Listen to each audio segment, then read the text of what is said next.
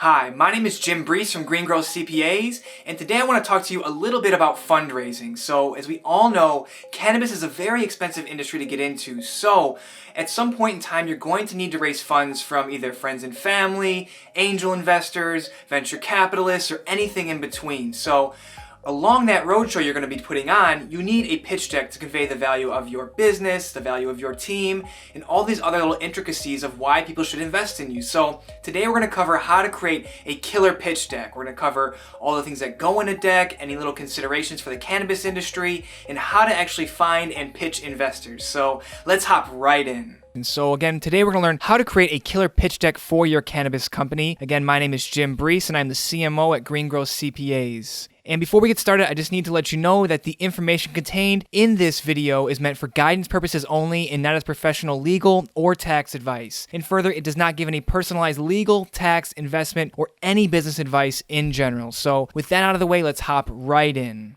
So for the topics that we're going to cover today, first we're going to figure out what is a pitch deck, and then we'll go into what actually is in that pitch deck, and then we'll break it down slide by slide, what each slide is going to have on it, what to discuss during these, what to avoid during these slides as well. Then we'll go into some cannabis-specific considerations for your pitch deck, as well as tips for pitching investors and even how to find investors to pitch.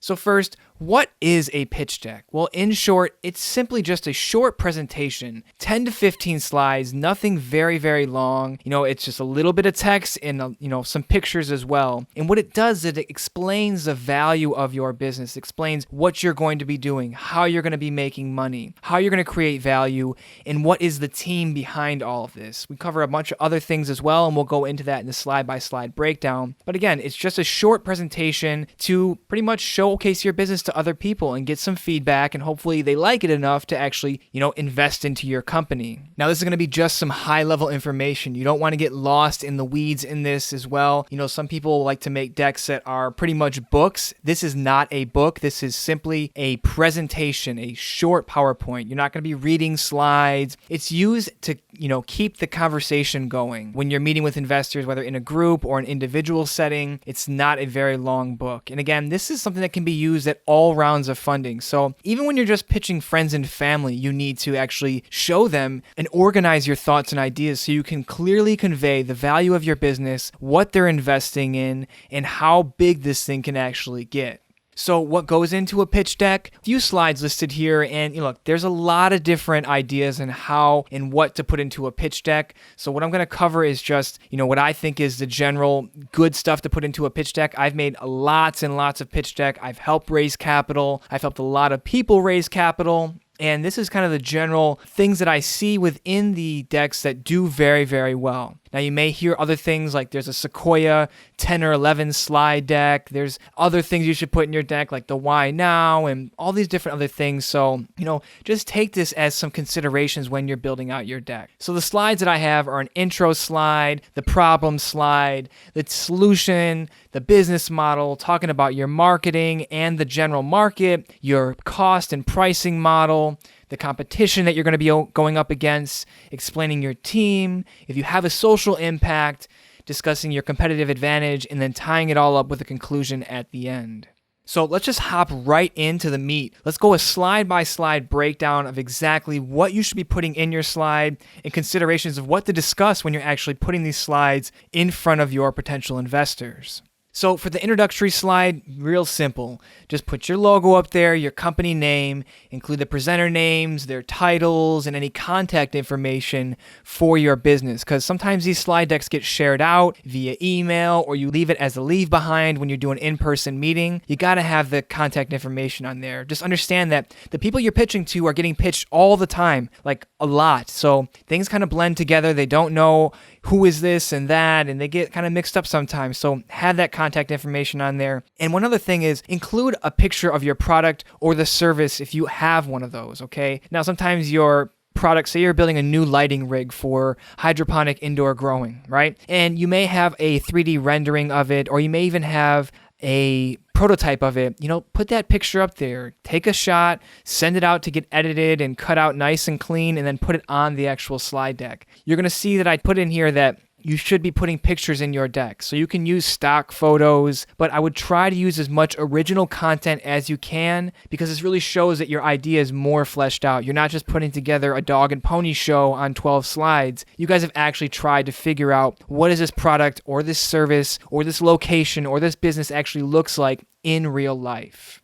Now, next, you're going to talk about what is the actual problem that you're solving. Now, all successful businesses solve a problem. They don't start off as platforms. They don't start off as big businesses. They start off solving a problem. So problems can be like, hey, we have waste in the amount of product that is made, so we made this thing to reduce the amount of waste. Or the problem is that this local area doesn't have any way to distribute cannabis at the retail level, so we're opening up a retail cannabis business. And anything in between. You could be a professional services company, you could be a hard good, a soft good, anything, but you have to be solving a problem. So I want you to describe the problem that you're looking to address in simple and concise terms. It shouldn't take a whole 20 minutes to describe the problem that you are trying to solve. It has to be easily recognizable or at least easily understandable. And you have to give the current state of the problem. Just, hey, this is what the landscape looks like currently, and this is why this is such a serious problem for this specific industry. And then you'll take them from the pain, right, the problem, and tell them, hey, this is the desired future state of the industry we want to take it to, and this is the benefit to the customer. We'll talk into the benefits in the next slide, but you'll start to allude to those benefits of the customer. And then sometimes I like to also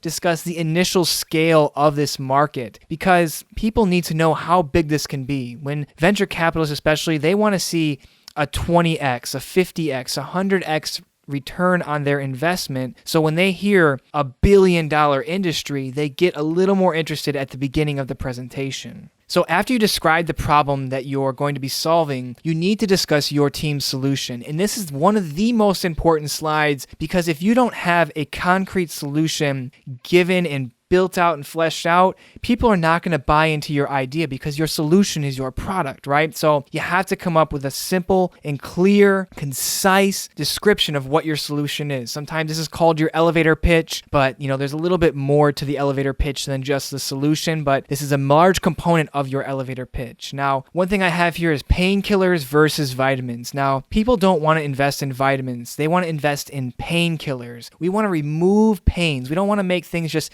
incrementally better. We want to take things to a whole order of magnitude better. The future state of how the industry should be at least 10 times better than how you leave it. Because especially if there's already a current solution in the market, people are not going to switch right away to your solution if it's just like 27% better. Because sometimes the cost of changing can really outweigh the benefits of adopting your new solution. This is some time where you discuss the key benefits and the features for the customers, right? How does this make them feel? How does this change their life? You can also talk about your product design and the templates that you used and all the different things that go along with your solution. I like to also discuss the timeline to develop or design your solution. So sometimes you're in the alpha phase or just the idea phase, or maybe you say, hey, we've already created a beta product, we've tested it with 10 different growers or with 10 different distributors, and now we're moving on to our V2.0. You just have to discuss and give people context to how far along you are along this process. This should not be some kind of magical technology or something that you have no capability within your team to actually build, or if it's just some kind of mystical thing. And especially in the cannabis industry, this cannot be something illegal. Always focus on compliance and that making sure you're playing within the bounds of the law. So for example, something illegal would be like, we're going to start aviation cannabis distribution company. Well, you can't do that. At least in the state of California, it's illegal to distribute cannabis from the grow site to a warehouse via airplane in any part of that distribution cycle. It has to be all done on the road, all right? So you can't just come up and say we're going to do this because it's illegal and no one's going to invest into an illegal idea. And if they do, that's not a good thing and you should probably run for the hills at that point. Now, the next slide you want to discuss is your business model. You need to clearly explain how you are going to make money. This is a business. This is not a charity, all right? How are you going to make money? Are you going to directly sell this product out to people in the industry? Are you going to license this technology out to other people? Say you're building a SaaS POS company for delivery services? Are you going to license this model out and white label it out to all the delivery companies within the country, or just your local DMA or your local state, or whatever it's going to be? And that could lead into subscription income. Are you going to be selling advertising space on this, web platform that you're building? And all these other different ways to drive business revenue for your company, right? One thing to think about is that, investors like this thing called MRR, monthly recurring revenue. And that's in contrast to one-time revenue. So for example, subscription revenue is something you can count on. Every month, money comes in on the first, $99 per user every month. And now you can start to predict future cash flows on that. Whereas, again, compared to one-time sales, you would say, hey, we're going to sell this lighting kit out for $3,000 and they need to have 4 of them per every 10,000 feet, right? That's just a one-time sale. But you could say, hey, we also have a subscription revenue where we actually send out new bulbs every 90 days for these users. Or we have a new recording system, like data recording system, to see how many hours the ballast has been on. And then once it hits a certain threshold, we send out a new bulb to them. So now we have a recurring revenue model and we lock people into this ecosystem we're building, right? Lots of different considerations there. And this is really where it gets fun on how you actually know how you're driving revenue to build and grow this business. Again, what's the value to the customer that you're giving in exchange for that revenue? It's all about the customer, right? The next slide we're going to talk about is the market overview. So this is where you talk about, hey, this is the actual size of our market and the prospective growth potential for the market. Now, so for the cannabis space, you could talk about, hey, the retail cannabis sales is at this much money per month, per annum, whatever you want to peg it at. And then this is how it's growing every year based on these statistics. This is where you can kind of go into like finding a Gallup poll, or you can look up any other research data. Now, granted, these are estimates. It's just investors want to know that you're doing your homework and know how big your total addressable market, or TAM, actually is. If they see, hey, our total addressable market, because we're only going to sell software products in the state of California, and it's like only a $2 million business, and you're trying to raise $1 million, it doesn't really sound like a smart investment to an investor. So understand what the size of your market is. And then also you discuss, hey, our target customers are going to be current cannabis operators that have $1 million or more, because we're selling a cost segregation study to help them reduce their tax burden, right? There's so many different things, but you need to know who you're selling this to. And when I say a target customer, you should break it down really, really granular to, hey, our target customers, people that have been open for less than 1 year, have this much revenue, are located in these regions, and sell these types of products, right? As detailed as you can get, psychographics, demographics, because then this allows you to understand who you're selling to, where they're at, and all these other different considerations for your marketing plan, which we'll get into in a further slide. Now, another thing to discuss is your product's positioning in the market. Different products great as like, hey, here's a premium product and it costs $3 signs versus here's a budget product and it costs, $1 sign. Like I'm talking about, when you go on Yelp and you see how much things cost, they rate them at levels, right? So for example, if you're going to be selling lighting products, you may want to have an introductory, low-cost, low barrier to entry product to win people over in the cannabis space. And then as you grow and grow and grow, you actually have a premium product that you can upsell. Now, we talked about this in many of our other blog posts, in another video as well, on how to increase your profit margin. But having a positioning for your product or products can help you figure out, all right, our small, lower level, cost-efficient product is going to be sold to this person, but we have a premium product that we're going to sell to master growers that have been in the business for over this amount of time and create this much final product, and they need a better lighting solution for their grow operation. Just look at your positioning and looking at, again, the competitors, which we'll get into in a later slide for your presentation. And one of the things here is that you can discuss market trends that you're leveraging.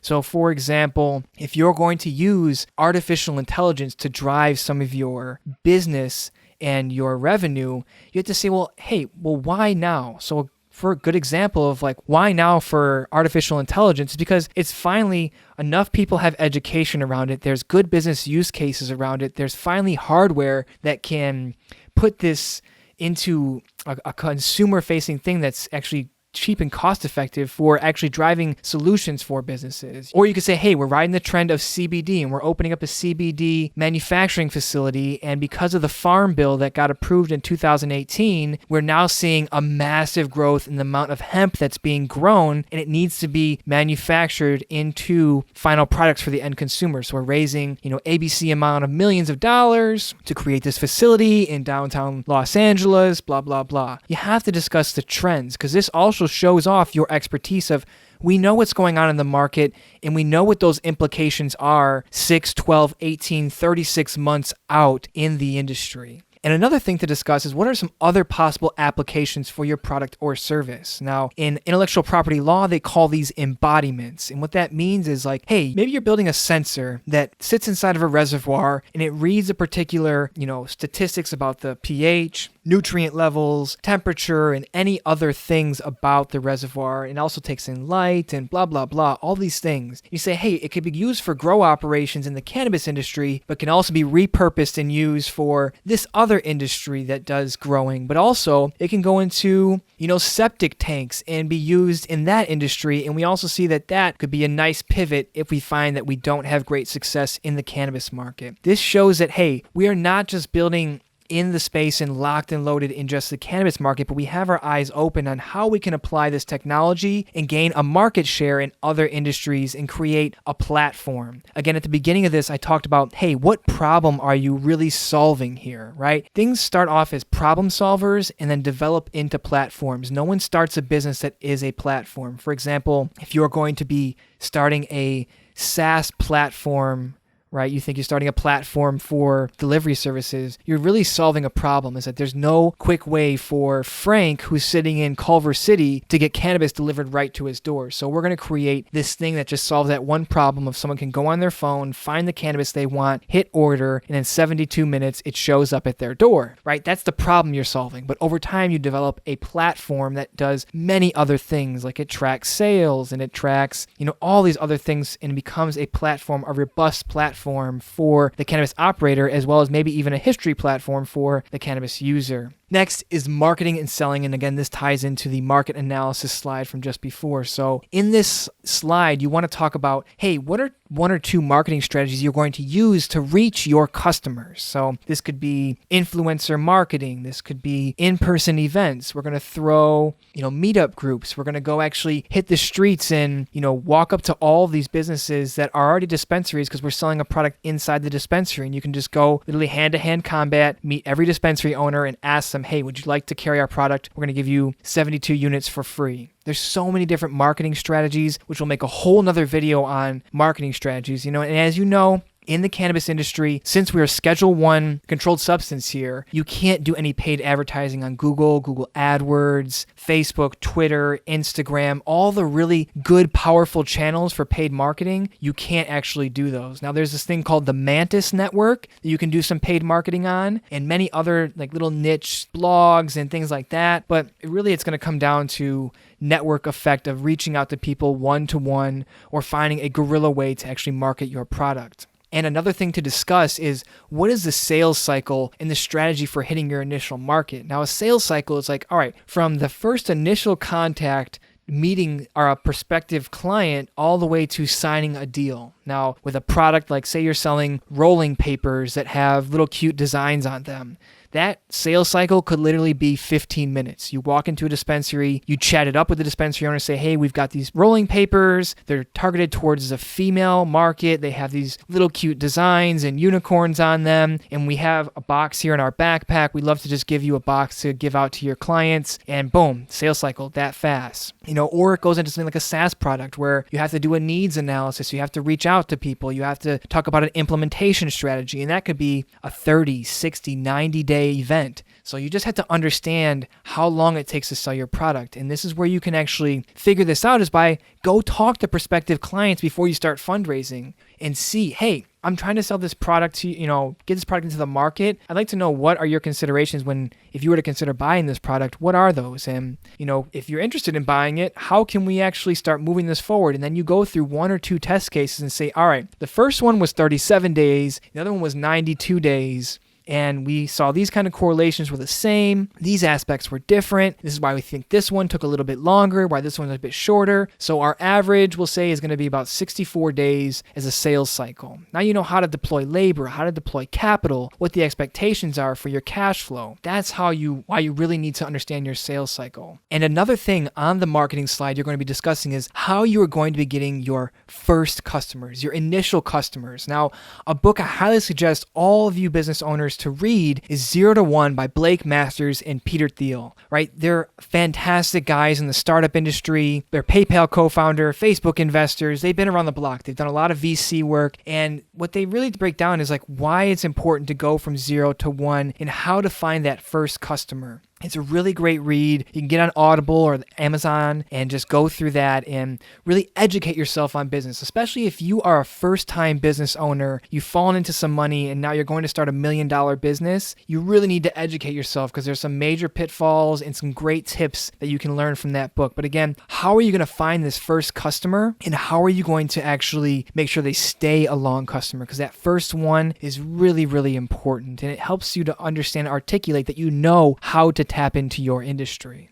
Now, another thing that obviously we all need to talk about is the basic financials, the cost and pricing models. So how are you going to actually develop your product or service? Is it going to be something that you outsource out to India? Are you building it in Mexico? Is it something that's based local or the parts are built external and then we assemble it all in-house? You have to know all these things and you need to know what's the cost to develop and produce this in maybe with 3 different manufacturers and discuss why you want to actually go with manufacturer number 1 instead of manufacturer number 2 because of this cost-benefit analysis. Then you talk about your potential sales price to the customers, cost and margin calculations, right? If you produce an item for $1 and you sell it for $4, now you have a gross margin of 75%. You need to know these numbers and what drives those numbers, as well as you need to give us some kind of context to how does your pricing fit in the competitive landscape. So a competitive pricing analysis is really good at this point. You would say, hey, our major competitors are A, B, and C, and we fit in that 75th percentile at the premium side of this, and these are these competitors on the lower end, and these are the upper end, so this is who we really feel like we're competing with, and you can even,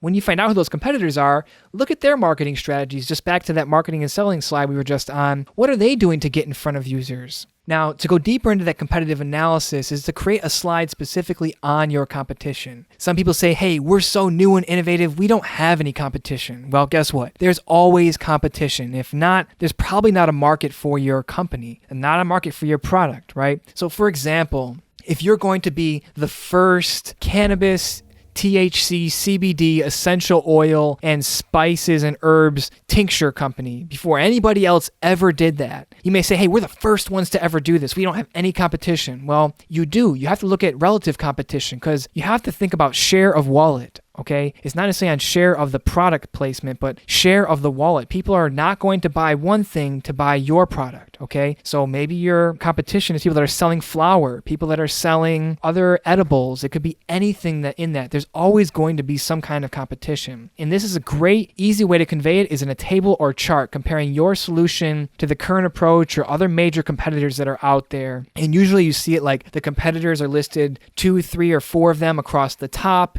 You're on the far left of that table, and then maybe there's 3 to 5 rows that say, hey, we have all these 5 things, and these competitors only have 2, and this one has 3, and this one has 4, and this one only has 1 of the features or benefits of our product. You really want to showcase how you stand out and stack up against the rest of the competition. Now, you have to be more realistic, right? The more realistic you are, the more believable your case is, because if people think you're just like off the reservation, they're just not going to invest in you.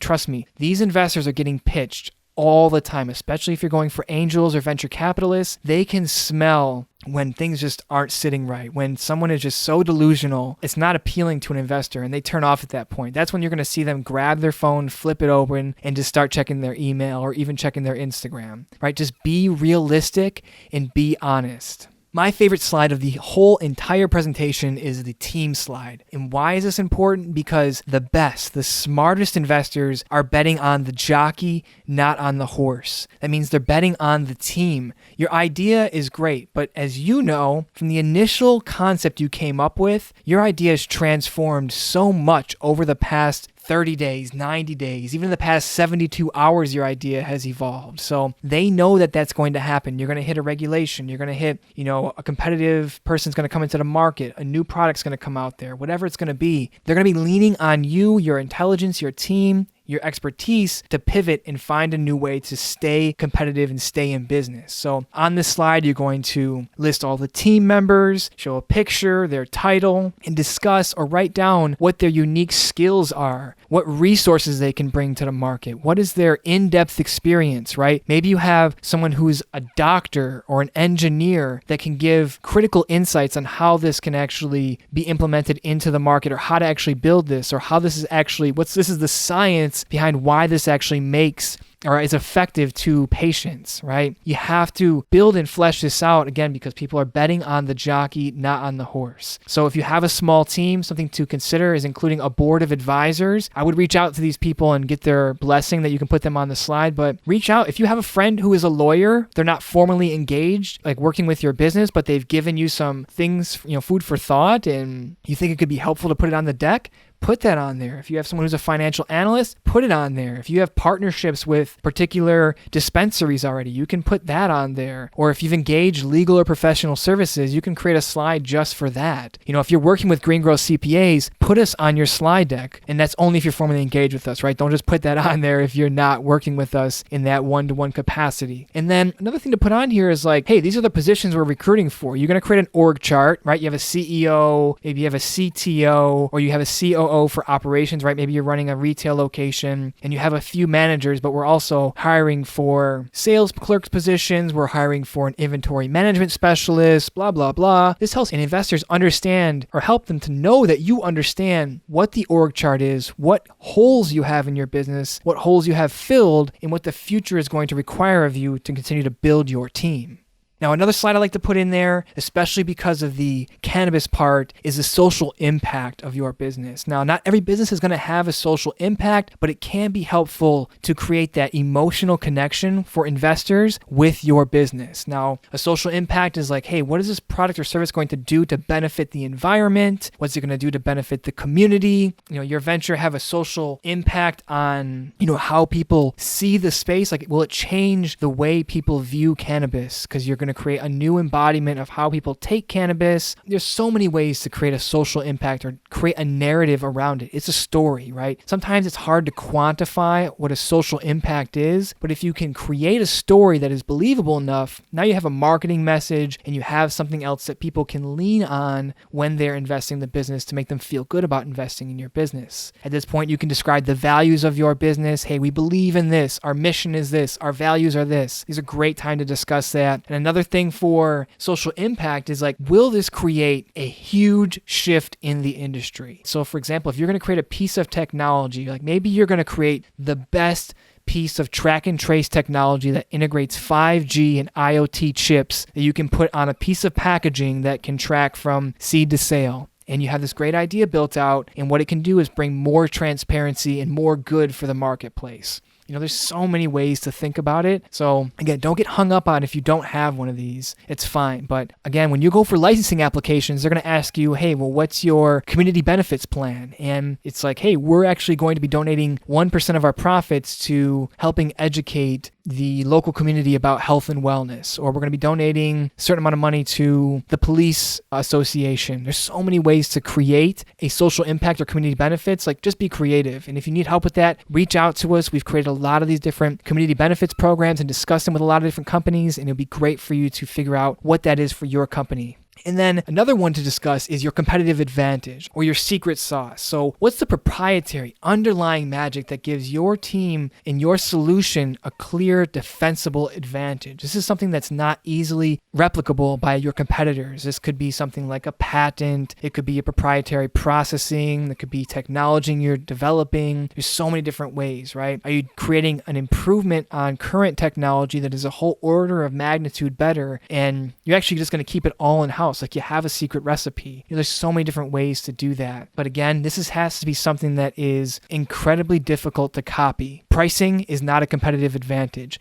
That's a race to the bottom. Everybody can cut their prices, and it ends up in compressing margins, and no one wins at that. things like, again, patents, proprietary ways on how to create a product at the end. It could be a design. It can be many other different types of things. It could be, hey, we are actually one of only 3 license holders in the entire state to do this. And that's our competitive advantage because the regulation says there will only be 3 licenses for the next 7 years. And at that point, they will reevaluate the licensing. So I would highly consider figuring out what your competitive advantage is because investors will ask, hey, what is the moat that you're building around your business? Or what is the fence that you're building around your business? And every competitive advantage is a fence post in your business. And the more fence posts, the more sturdy your fence. And lastly, to tie everything back together, you need to have a conclusion slide. Tie it up nice and neat. Say, hey, these are the next steps for our company. We're going to be doing A, B, and C. We need to still figure out what is the price elasticity of this, or we need to figure out the color scheme or the fabric, or we need to figure out an actual location. We're trying to find real estate. And you can say, hey, we're going to be moving forward, but these are the things we're going to be doing.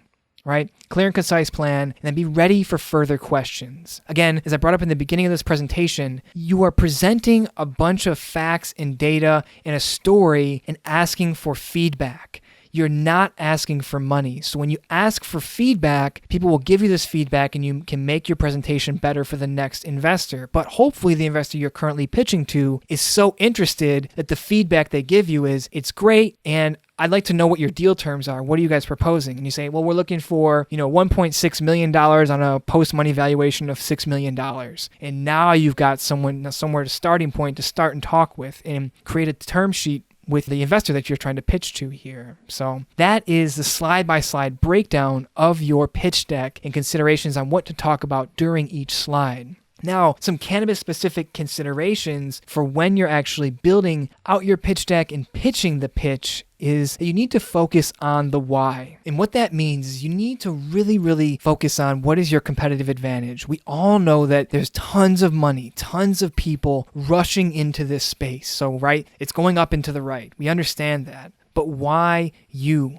Why is it specific that you are a better investment than the other 18 people I have to meet with over the next 7 days, right? It's not a very unique idea to build a lighting apparatus. It's not a very unique idea to start a cannabis dispensary or open up a manufacturing facility, but why you? And that why you could be as simple as, hey, I've got 32 years of experience in commercial food manufacturing. My business partner has all the space already ready. He owns the space, and he also has 27 years of manufacturing experience, and blah, blah, blah. There's could be so many different reasons of why you.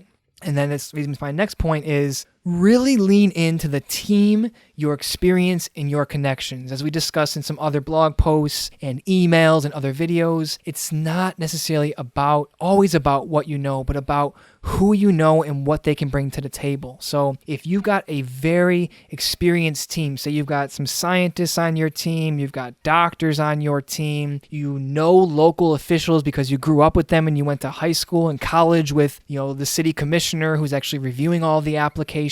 These are things that add color to the picture for the investor. It's like, I've done 9 deals before. The 2 of the 9 that actually worked out were people that had teams of great experience and had some kind of, connection to the local government. This sounds like a more appetizing investment than Frank, who just walked in the door and says, hey, I need $1 million to open up a weed shop, right? Very different conversation you're having there. And then another one is focus on how you're being compliant with the local laws and regulations. A lot of these people in the VC and private equity space, and even the angel space, they don't want to put their name on something that's going to become, a big hazard or a liability to their other assets in the portfolio or their other investments. So lean into like, hey, we have this legal team, we have this tax professional team, we have this real estate team, and these are the people that are helping us stay within the bounds of the law, and we pay them good money so that we can focus on running our business or building our product or whatever it is you're doing, right? Really talk about how you're staying compliant, because many investors,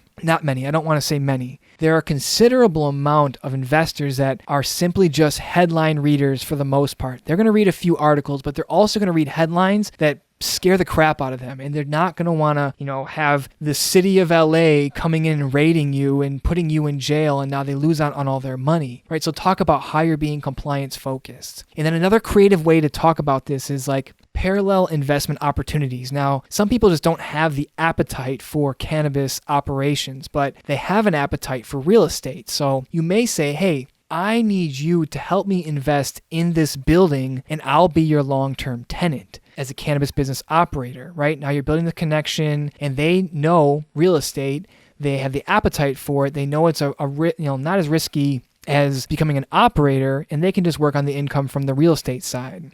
Right, that's one parallel investment opportunity. They invest in you as well as a piece of hard property, real estate. Or you could say, hey, another parallel investment opportunity is such that we'll give you, 10% of the patents, right, claim to the patent rights that we have or that we've developed. Or there's so many other different things you can offer out to these people. So consider how you can be creative and give these creative structures to your investment opportunities to the investor. Now, tips for pitching investors: practice.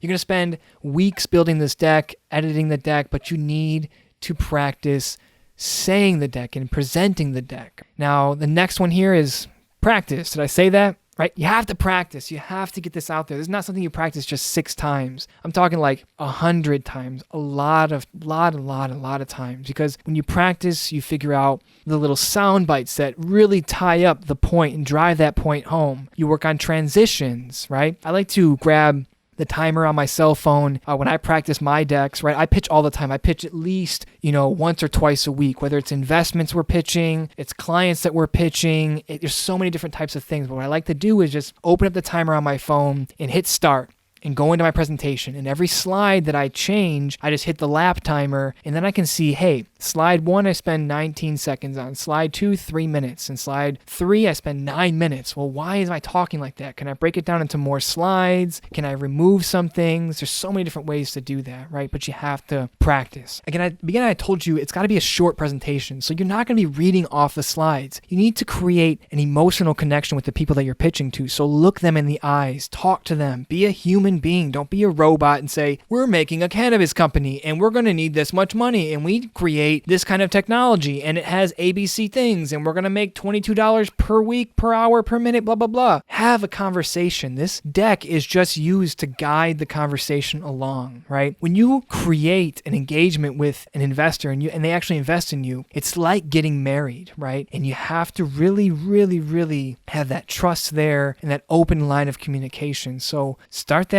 relationship off right, make that deep emotional connection by creating eye contact. Another one is, you have the initial pitch deck. You can create an appendix for that pitch deck, which is like maybe some more breakdown on financials, some other marketing creative, some schematics of your product. Maybe it's a 3D rendering of the space that you want to do for your retail location. Lots of things you can have in that appendix on your deck. So I would suggest building that out because it's really hard to distill down a whole $1 million, $100 million business down into 12 slides or 10 slides. So that's where the appendix comes in. And another thing, again, ask for feedback. Don't ask for money. No one wants to be asked for money. They want to be asked for feedback. This strokes their ego. This brings their guard down. And then if you do a good enough job, they will offer you money in return. Now, another thing is dress the part. Don't come in here, looking like a slob. If you're going to be coming in asking for $1 million, come in looking like $1 million. You have to also be your personality, but sometimes you just got to put on that collared shirt or put on that suit and go in and play the part. It's part of the game, especially when you're going for institutional money from VCs or angels. You got to put their concerns at rest. They don't want to be investing in some trap star that has ripped t-shirts and cut off shorts and flip-flops. Trust me, it's just not going to go well. And then next, don't be conservative in what you say or you put in your deck, but also you have to be realistic. Don't come in there and say, we're going to make $100,000 a day selling weed in LA because it's the biggest market without anything to back that up. Right? You could say, hey, we're going to make $37,000 per day because we've interviewed 19 other cannabis business operators and they said they were making $25,000 a day on average. But since there's regulation and then we have the component of recreational and medical and we can actually use delivery as an augment to increase revenue and we have these new systems and blah, blah, blah, right? You can be a little bit of blue sky innovation or blue sky thinking, but you have to be grounded in realism. All right, so you've got a deck and you've got all of the discussion, you've practiced. Now, how do you find investors? Well, my favorite thing here is self-funding as much as you can or reaching out to friends and family. Now, the friends and family thing is a touchy subject. When you start to mix friends and family, usually they're less sophisticated investors and they're just really investing in you, right? These are like maybe your uncle is a lawyer and he's got a couple $100,000 sitting on the sideline. He invests in real estate, or they want to sell their apartment building and now they're sitting on even more cash. You can pitch them, but again, these people are less sophisticated and they're probably more just investing in you as a person. So you can find investors that way. You can join in contests, right? Things like TechCrunch Disrupt is one of those kind of contests. There's probably other cannabis contests out there. Other funds maybe holding, pitch competitions where you can win $30,000, right? When you're fundraising, there's few considerations to that, right? You're looking for a lead investor, someone that's going to put in at least 1/3 or more into the investment. So if you're asking for $1 million,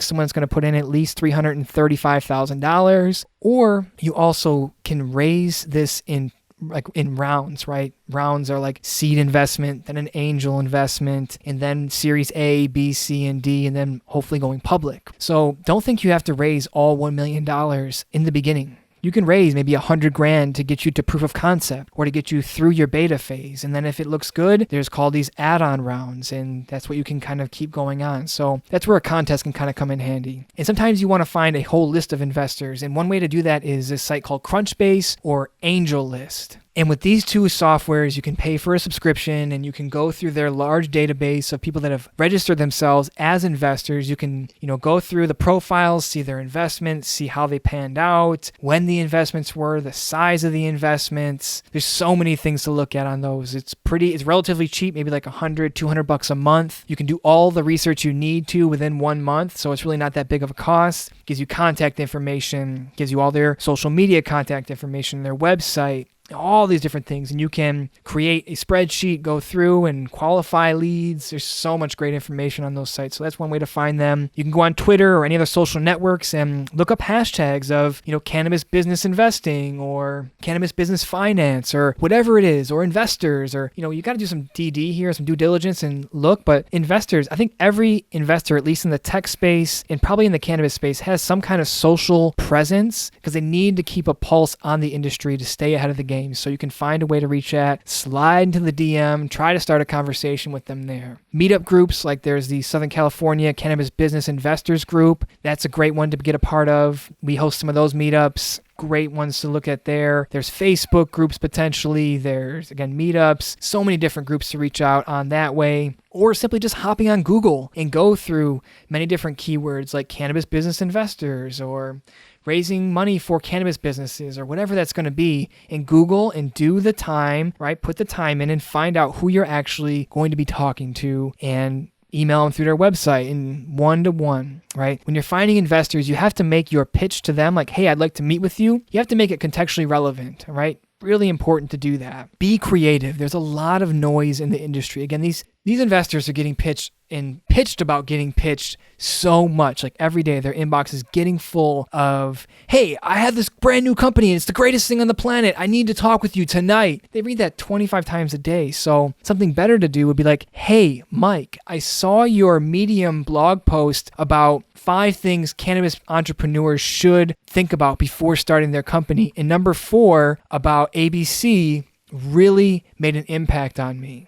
Right? That strokes their ego, that gets them in, that makes it contextually relevant for them. You say, hey, I'm building a company with ABC technology and I'd love to get your feedback. Here's a link to our product video, or here's a link to our informational page, or attached as a PDF of our spec sheet of our product. You just have to find a way to break through that noise when you're pitching these investors. This is something we can talk about at length over and over again about different ways to get in and break that noise, but be creative and figure out how to break through.